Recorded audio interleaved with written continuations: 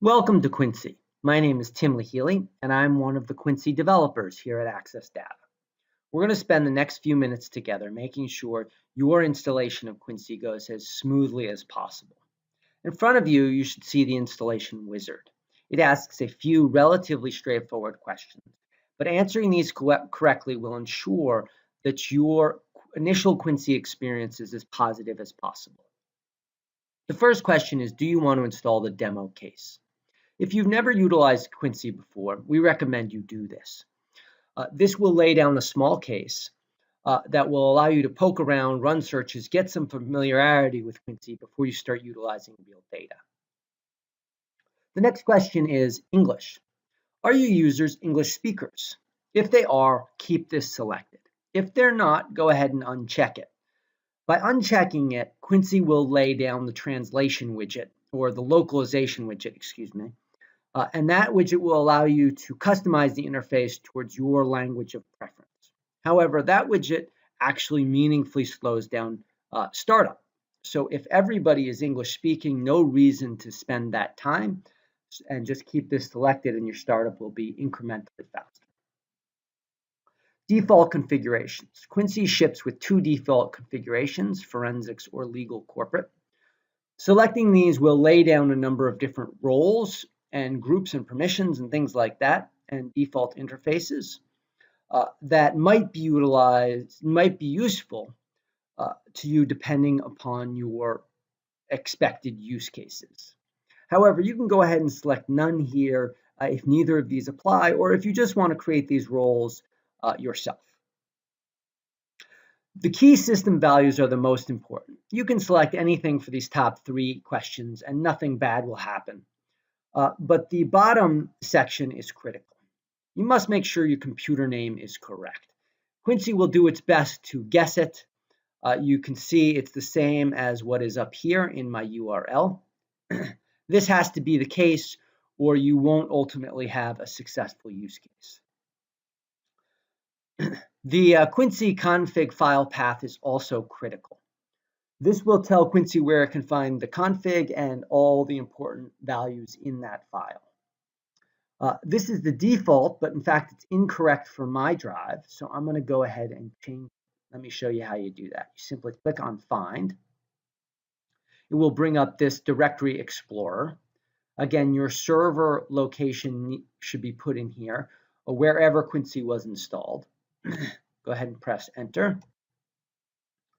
I'm going to go now to where Quincy was installed, which in my case is the Program Files, Access Data, Forensics, 7.1, and then bin. And in here, I should find that config file, which is adg.weblab. adg, oh, no, neither of those.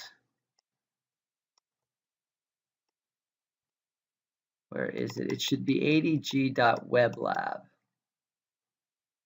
Here it is, adg.weblab.selfhost.exe.config. That's the one you want to choose. Now, just to point out some potential pitfalls, there is also adg Windows self-host exe.config. More than once I have accidentally selected that and lived to regret it. But we have selected the correct one here and pressed Enter.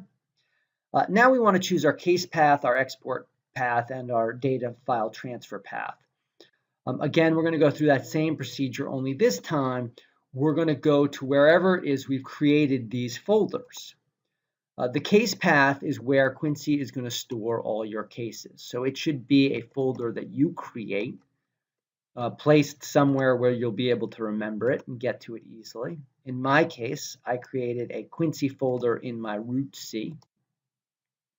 And then I'm just going to go ahead and point at cases. I'm going to do the same thing for export path. And you can see exports. And I recommend you create all three of these subfolders: cases, exports, and evidence. Just generally good organization. But you can use any system you want. If you don't know what data transfer path is for now, just utilize your case path. and everything will work out fine. Lastly, you want to make sure that your log file is correctly identified. It will be in wherever it is your log files are. In my case, it's users, public, documents, access data logs, and ADG self-host.txt. This is important. It will enable you to do better error correcting if something should happen in the future. Once you've selected all these things correctly, go ahead and initialize. I'm going to select off of demo case because I've already installed the demo case, so I don't want to reinstall it. I'm going to go ahead and click initialize. It's now going to ask me, if I had selected demo case, it would ask me for the root install directory, which you can just go ahead and enter. And again, that's going to be where Quincy is installed. And then that's it. Your system is configured and you should be off and running. So hopefully that is helpful and you have a successful Quincy experience. Thank you very much.